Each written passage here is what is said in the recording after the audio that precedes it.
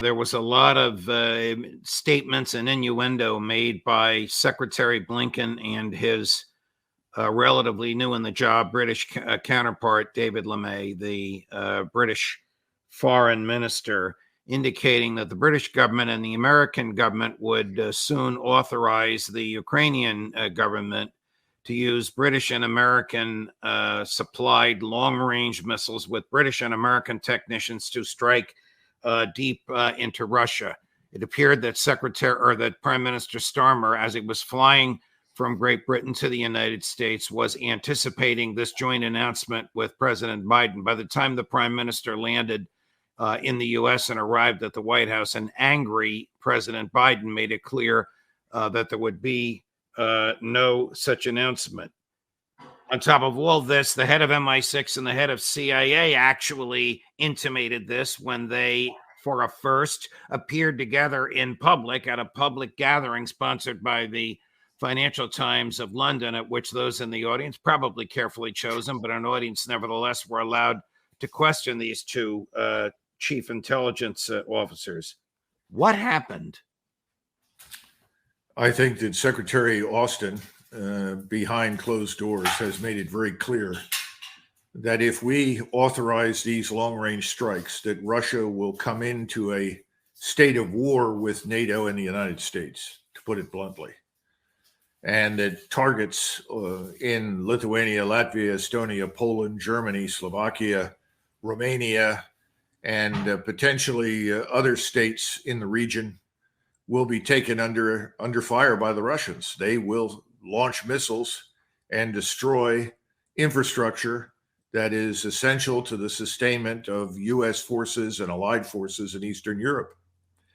And that's a war that for which we are not prepared.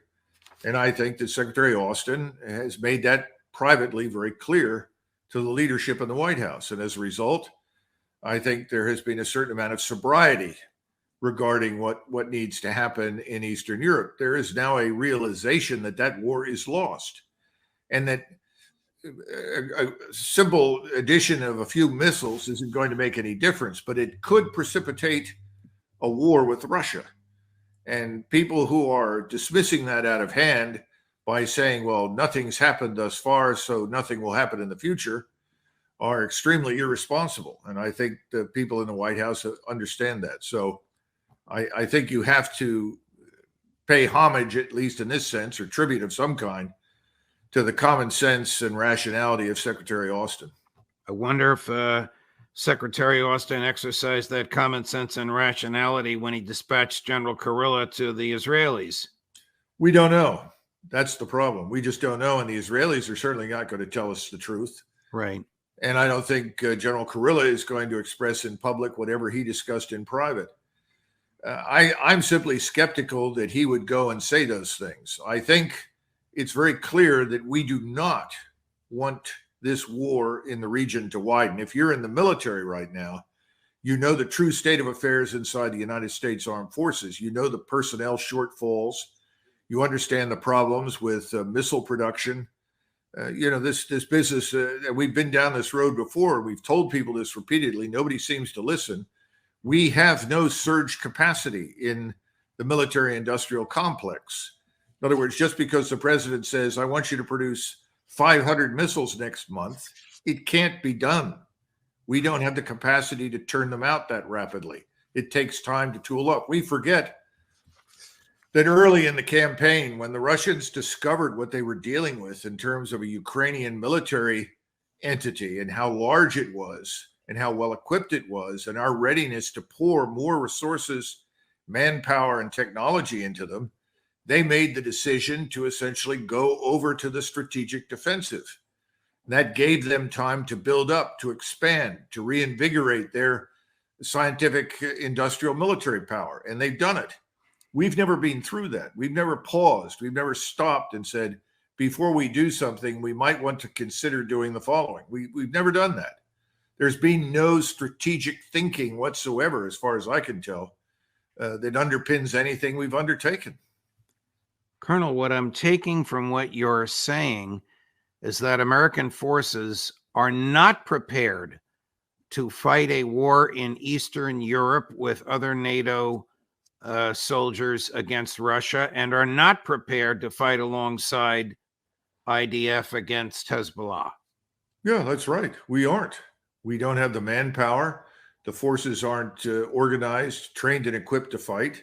We don't have the unified military command structure to give direction. We're not prepared for this.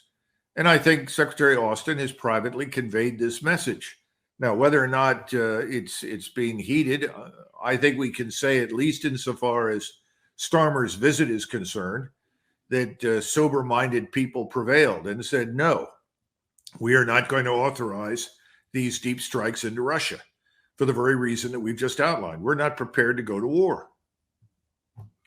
Colonel, about 15 minutes before we began this interview, the Washington Post reported that Russia's nuclear doctrine is now included to attacks on non-nuclear states. I'll just read the opening line because I don't know anything about it. It's written by two reporters. I assume they have their sources, although the Washington Post is notoriously a mouthpiece for American intelligence. Russian President Vladimir Putin made a fresh nuclear threat against the West on Wednesday. That's today, Colonel, indicating that any nation's conventional attack on Russia that was supported by a nuclear power would be perceived as a joint attack.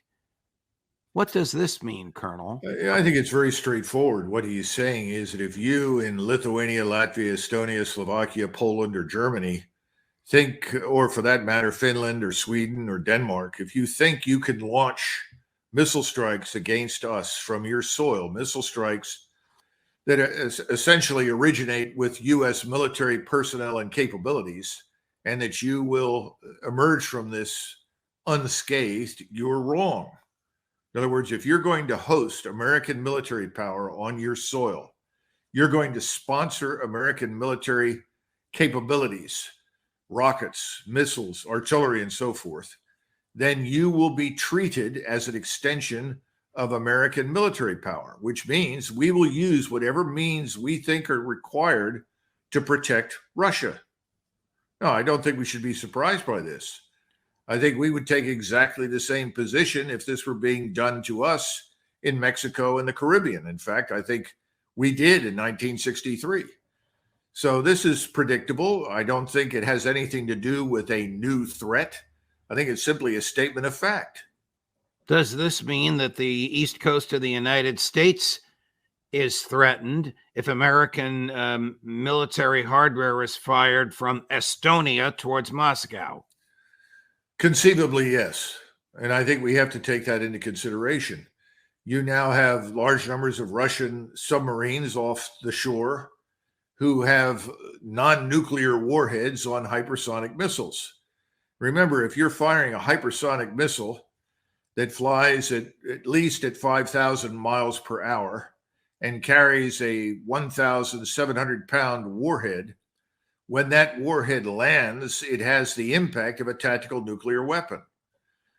Those things are available, and they're sitting on Russian submarines, and they could be launched against us. Again, this is the issue that needs to be taken very seriously right now. We have too many people in Washington who are very cavalier about this whole business. Well, thus far, the Russians have this, the Russians have that, but they haven't used it. Well, from the very beginning, I would say the Russians have exercised extraordinary restraint in Ukraine because they never wanted to destroy the place, and they certainly didn't want to kill millions of Ukrainians. So that's not a real surprise. Their interest in what's happening in Ukraine is very different from ours.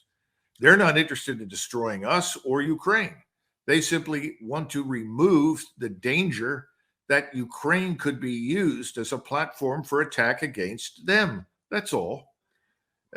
We took the same position regarding Cuba. We didn't want to murder people in Cuba. We didn't want to kill millions of Cubans. We simply did not want Cuba to be a platform for attack against us using Russian missiles and warheads. That's all. Very straightforward. There's no mystery here. Everyone tries to impart a spin to this to try and make it look more sinister than it is. It's a very straightforward matter. We need to take it seriously. If we don't, eventually we will get what we don't want. which is something along the lines that you just asked me about. I'm going to ask you about President Putin's patience. But before we do, here he is with a very serious statement. And they evaluated the need to adjust our approaches towards the possible use of nuclear arms.